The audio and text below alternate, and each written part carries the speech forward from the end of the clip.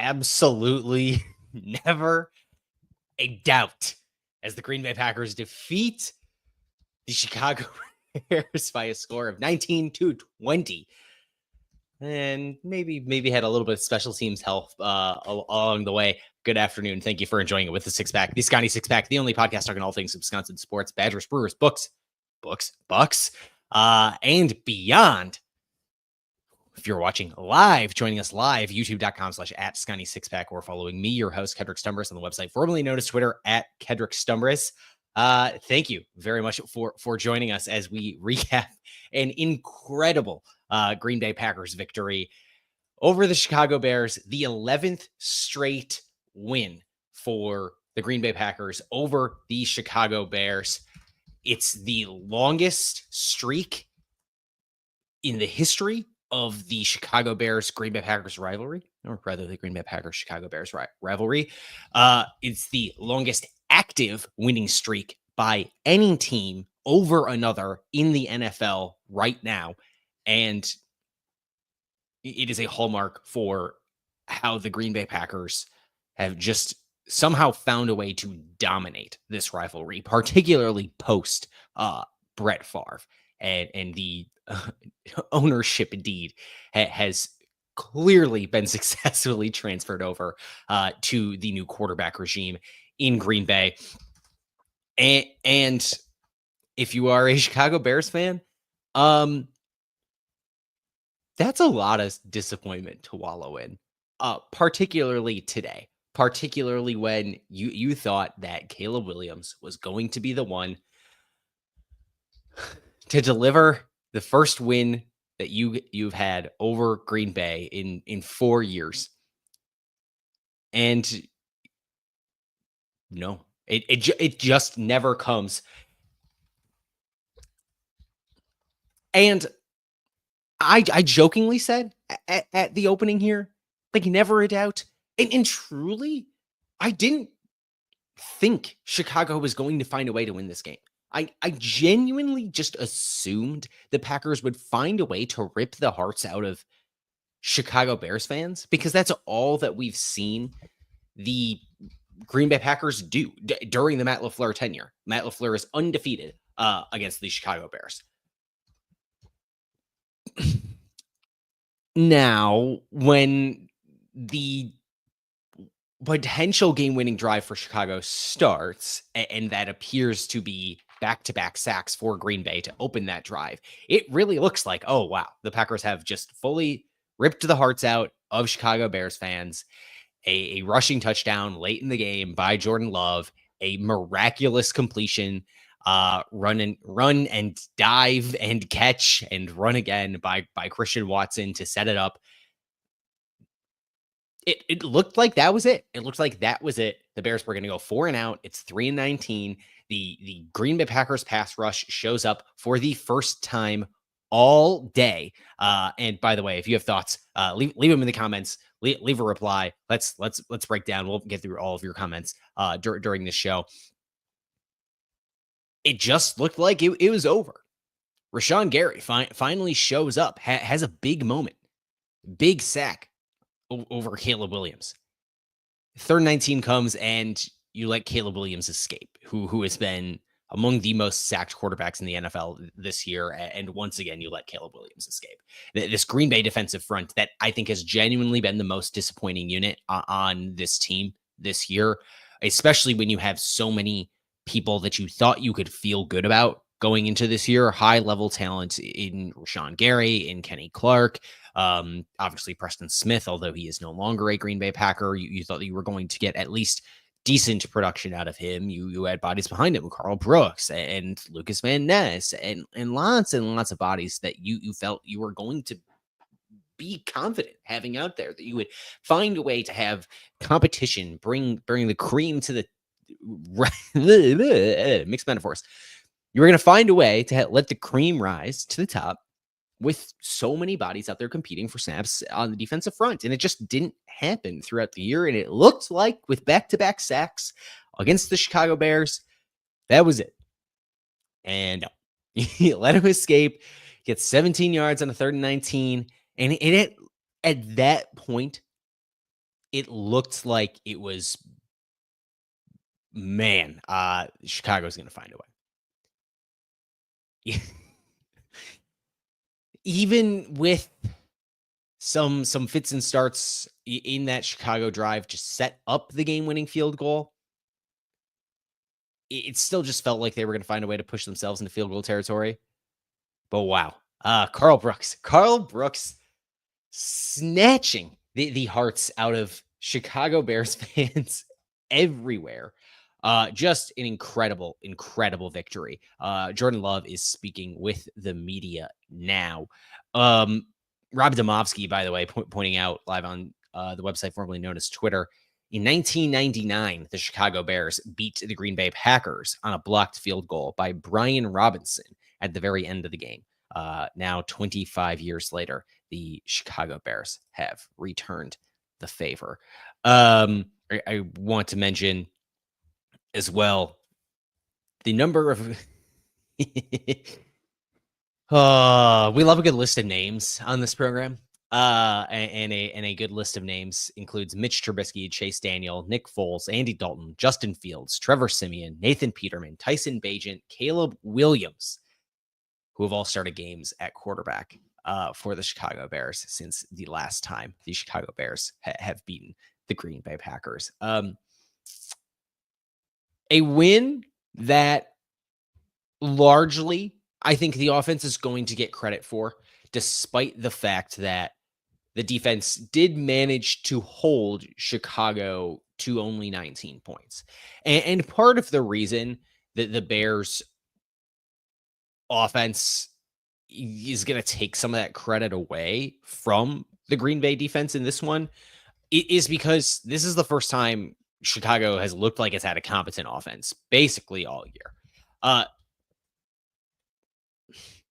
Were they 8 of 13 at one point in time on third down in this game? An abysmal showing in large part for the defense for the Green Bay Packers this year. Randy Reese popping in with a go pack go. Appreciate you. Yeah, huge win. Got to feel very, very, very excited about that one. I need to share this win probability chart, by the way, because this is really funny. It's always good to have a good laugh at a win probability chart when you can get one. Oh man, let's present this window. This is the beautiful live audio that you get here for the Scotty Six Pack podcast. Oh man, just ripping out the hearts of Chicago Bears fans in this one. What a fourth quarter. My God. All right, we're gonna keep this layout up here one way or another because it's so funny. If you are listening to this in podcast form after the fact on your podcast platform of choice, you can find the Scotty Six Pack podcast, Apple, Spotify, or wherever.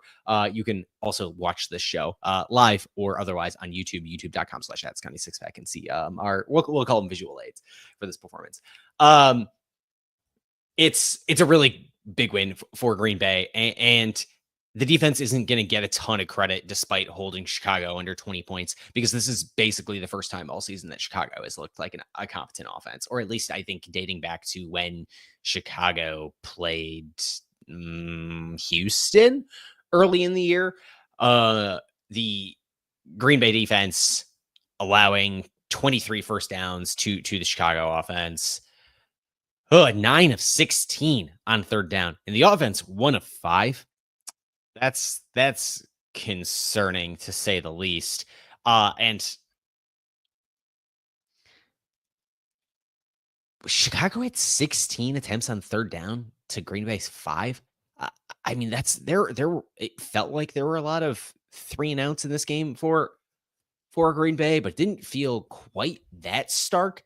And I mean, maybe it's a lot of them converting in early downs where Chicago was not able to. I mean, Green Bay did not face a third down on its opening drive to start the game with touchdown to go up 7-0. Converted on an early down the next time they got the ball. That interception near the goal line that Jordan Love threw. They did face 2 third downs there. So did Green Bay face a third down in the second half is the big question. Um, 1. Green Bay faced 1 third down in the second half the entire way. That is fascinating. And that's the third down on the unsuccessful third and fourth down try to convert a touchdown early in the fourth quarter. The defense cannot get off the field on third down today, and that's a problem. And you really got to hope that it's not a problem moving forward. Because the offense overall, like I said, they only faced 1 third down the entire second half, and on a play for play basis, then just outgained Chicago and outgained Chicago pretty significantly, 8.5 yards per play compared to Chicago's 5.8 yards per play.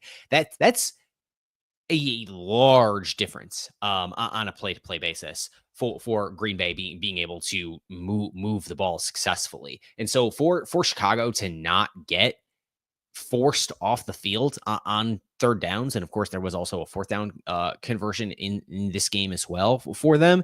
That's not great for this defense that, I mean, kept everything in front of it on early downs, but you need to be able to get off the field. Jordan Love with an astonishing 14.4 yards per pass in this game. Chicago with 179 yards rushing in this one, 71 of those to DeAndre Swift and 70 for Caleb Williams. An impressive rushing performance for Chicago. And I mean, it's the element a running quarterback gives you, especially when the Packers defensive front just has not been able to get off the field or keep any sustained pressure to a quarterback, to anybody in the National Football League this season. Really rough. Chicago Bears fans are also going to lament the penalties in this game. They're not going to feel good about it. 7 penalties for 50 yards compared to Green Bay's 3 for 25. Not great, including there was a penalty on a fourth down, of course, that gave Green Bay a first down in this game. That's going to be one that they're going to wish that they had back. Overall, I believe that was the drive that ended up resulting in a interception. Yeah, it was the drive that ended up resulting in an interception at the goal line anyways. For them, I could go through and look at all of the penalties and, probably find ways that these don't feel great for Chicago Bears fans, but there's no reason to do that at this exact moment in time. Let's talk about the big impactful plays for this game before we move on and kind of give it an MVP and an NIP. And then I also want to recap the Wisconsin sports football weekend a little bit here, talk a little bit about Wisconsin, Oregon, although I'm not going to waste too much of your time with that because I'm sure not everybody wants to feel all down in the dumps about it. But it's got to get talked about a little bit here. Runningbacks.matter.com, box scores. All right, let's look at the Green Bay Packers and the most impactful plays in this game overall by winning percentage added.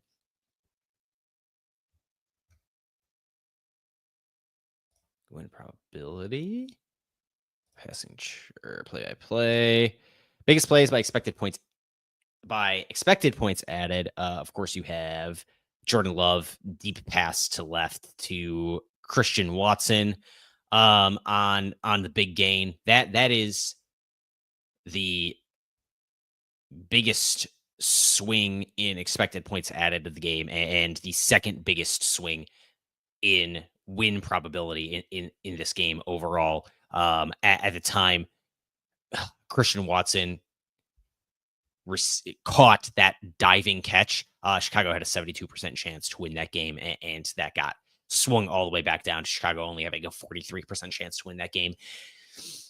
And I think that's as good a time as I need to talk about the receiver play in this game. And man, if you're going to name some needs improvement players here, like the receiving core as a whole is kind of a good candidate for that.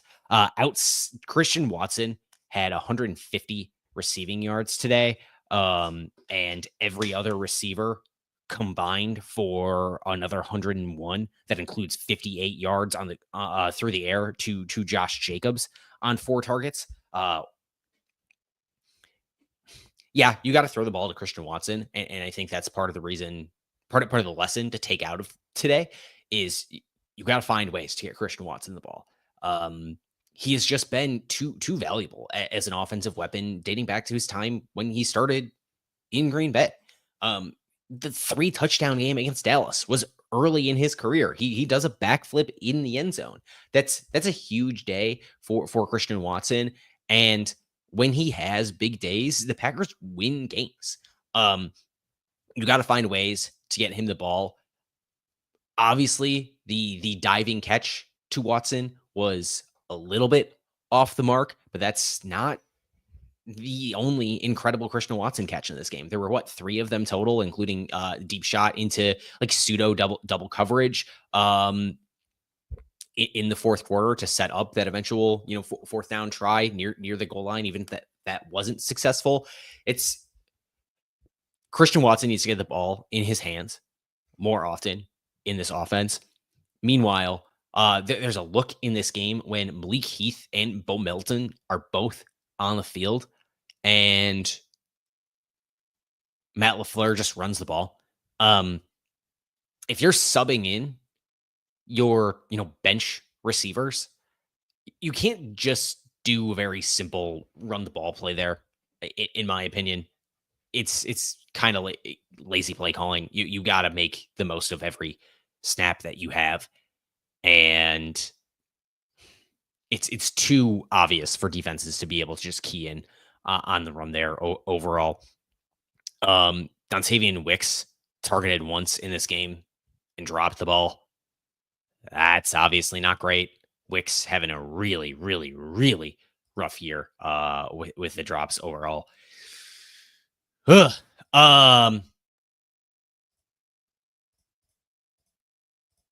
And Jaden Reed looked good early and then never saw the ball thrown his way again. Only 2 targets in this game. Romeo Doubs has kind of faded back into the background throughout a lot of this season as well. That's not great for him. But Christian Watson, I mean, wow. Like athletic feats, and he and Jordan Love seem to be on the same page big time this game. And that pass to deep left, the diving catch, jumping up and then running again, realizing you're untouched and the play is still active. The second biggest play of the game by win probability added. Of course, the biggest swing of the game in win probability added is the Carl Brooks block on the field goal to end it. Chicago with a 60% chance to win that game at the point in time, swinging all the way to 0.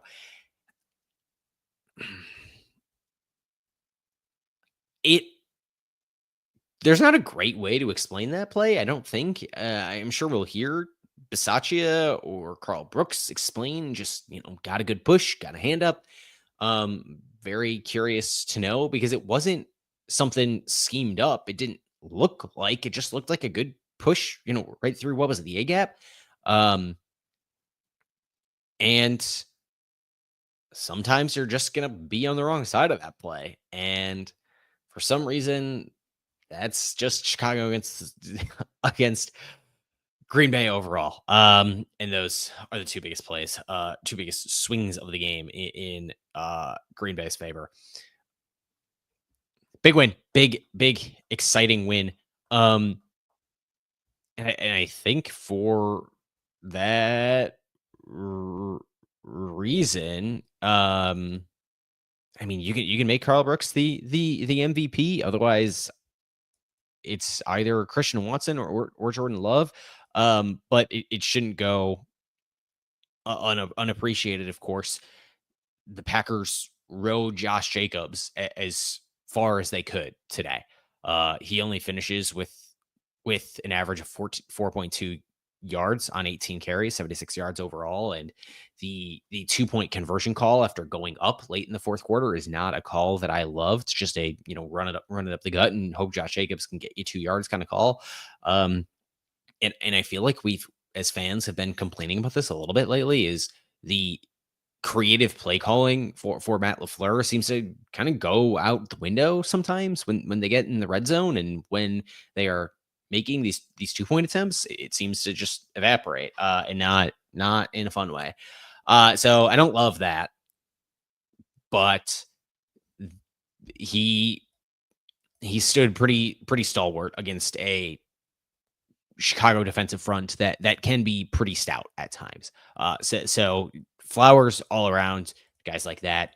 Jordan Love, 13 of 17, average 15.4 yards per attempt. He did have the interception where he overthrew Tucker Kraft, and it was gross, but I'm kind of willing to give him a pass on it. It's not the same like boneheaded thought process interception that he has had throughout most of this season.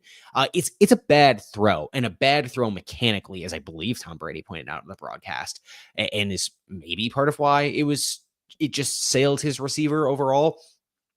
But most of the throws that we've seen that have resulted in bad interceptions for Jordan Love, much like the throw out the end zone, the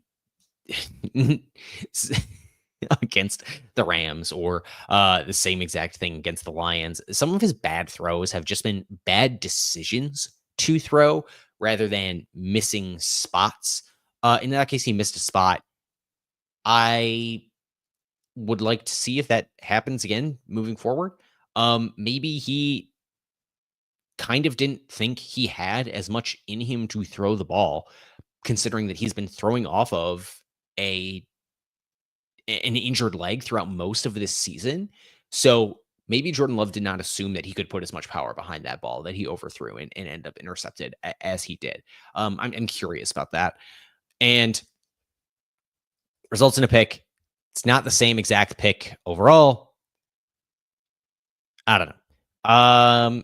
Interesting tidbit from Matt LaFleur just coming out right now. According to Matt LaFleur, Rich Bisaccia told the Packers special teams unit last night that he wouldn't understand if they come out of the game without a blocked field goal or extra point attempt. So I guess it was that they really did see something from that Chicago Bears kicking unit. I think it's the Bears kicker, Cairo Santos, kicking the ball really low. That's my guess based on the amount of Bears football I have watched this year, and some of the other reactions. Yeah. So hey, credit to Bisaccia for telling his guys, I think you deserve to get one, and you need to go out and get one. That's really big. Huge win for Green Bay. If we take a little whip around the NFC North really quickly, which we should go ahead and do, the Lions just shellacked the Jacksonville Jaguars today. That game was not close. I have a friend who is a Lions fan who said, whose 70-plus-year-old grandfather today said that this is the most fun he's ever had watching the Detroit Lions, and that includes watching Barry Sanders. He thinks that this is the best version of the Detroit Lions he's ever seen, and I'm inclined to agree, considering Detroit was my pick to make it out of the NFC early this year, and I have not really wavered on that fact. I think they are probably the best team in the NFC, and maybe the best team in football. They are really, really impressive.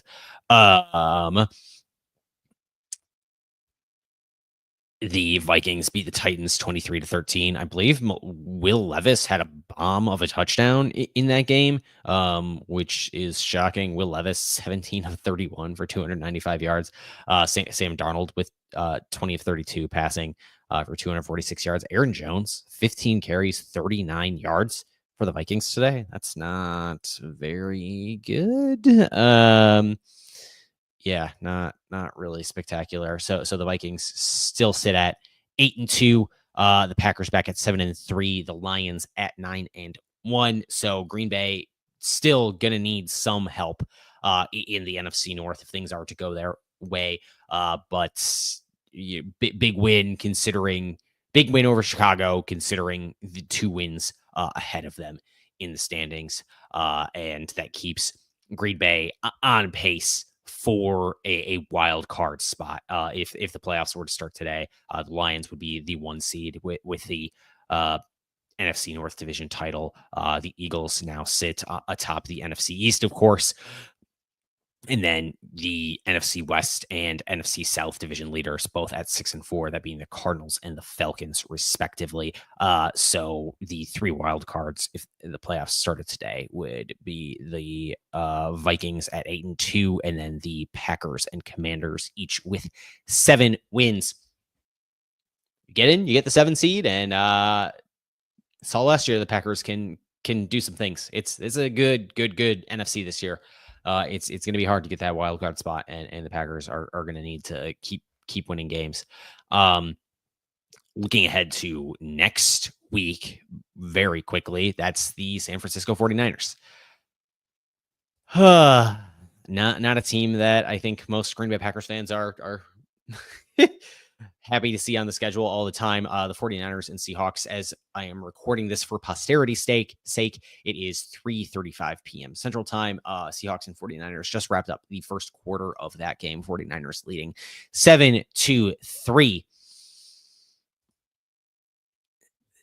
It's 2 teams that have gotten off to shaky starts, and maybe right now we'll see something close to the best version of them that we've gotten thus far this season. Should be an exciting game at Lambeau between the San Francisco 49ers and the Green Bay Packers next week. Let's wrap up the Packers segment of the show really quickly and talk about the. Do we have to? No, we should. We have to. Let's talk very quickly about the Wisconsin Badgers falling to the Oregon Ducks in a heartbreaker of a game, one that clearly Luke Fickell is wearing on his chest as he does every loss. This is a game that I think proves the advanced numbers that really do like the Wisconsin defense are worth something. Wisconsin's defense looked really, really, really good in this one. And to hold an Oregon offense that has scored over 30 points in, I believe, every game this year, or I mean, every Big Ten game this year, it was really impressive. You hope that you get Hunter Wohler back after he is injured. That wasn't great. Wisconsin's defense is all the way up to 20th, by the way, in SP Plus, and its offense at 89th. I believe that's actually a little bit of a rise after that game. Probably thanks to having to play the 9th ranked defense by SP Plus. That's Bill Connolly's metric, the staff writer for ESPN. His advanced metric, his predictive numbers overall. The defense was really good. The defense took everything it could away from the deep ball facet of the Oregon offense, and got kind of just enough from its defensive front to keep Gabriel in check so he did not run all over them as well. They were a really disciplined tackling team, keeping most everything in front of them. That's a loss that's on the offense. And again, that's the number 9 defense in the country by SP Plus. So it is not a loss that is necessarily worth throwing your arms up about and getting really frustrated about the offense following it. But it is one that I think is worth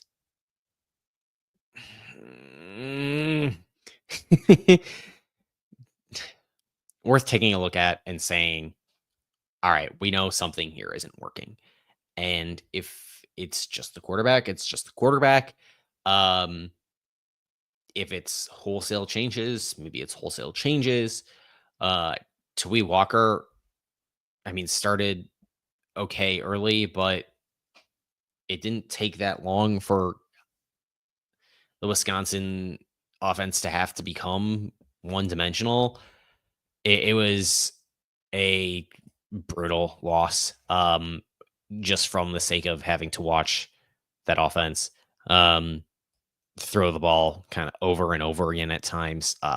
There were so too many times when they threw the ball on first down and it's an incomplete pass, and then you're stuck in 2nd and 10, and it was going to be throw, 3 and out. Braden Locke only completing 12 of his 28 attempts on the night for 96 yards passing. 96 yards passing. That's 3.4 yards per attempt.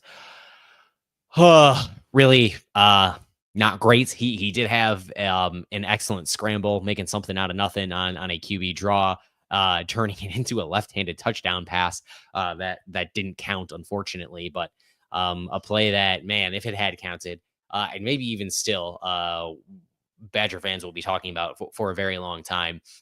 I captured a quick reaction, and you can see a replay of that play for a piece I just did for Athlon Sports. You'll find that if you're listening to this podcast in the past, linked in the podcast description, as well as a piece that I wrote recapping some comments from Wisconsin football alumni, some notable former Wisconsin Badgers football players who had some things to say about this Wisconsin Badgers football loss after the fact.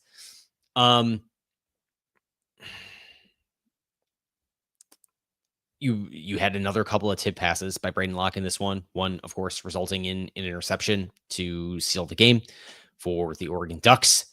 That was not great.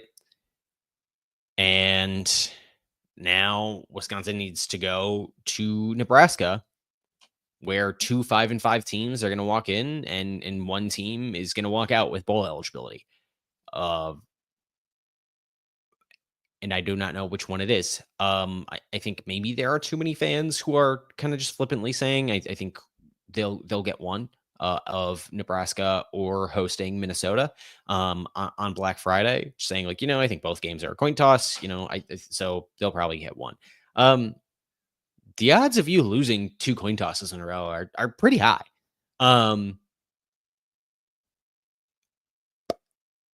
It's not great that your offense is just seemingly inept over and over again. And it's not that Nebraska's offense has been very good either. And so you maybe hope for a big play, a big turnover forced by the Wisconsin defense next week. And Minnesota's been kind of an enigma all year. I really can't pin them down at all in terms of their quality of play. But moving forward, this week is going to be as big as there is for this Wisconsin Badgers football program, and we're approaching the 35-minute mark. So I'm going to wrap this up, as this has become not much more than a stream of consciousness. But hey, if you've made it this far, I appreciate you listening. Tomorrow, the Wisconsin men's basketball team hosts the University of Texas Rio Grande Valley, UTRGV, at home. That tip at 7 p.m. inside the Kohl Center. That game will be televised on the Big Ten Network.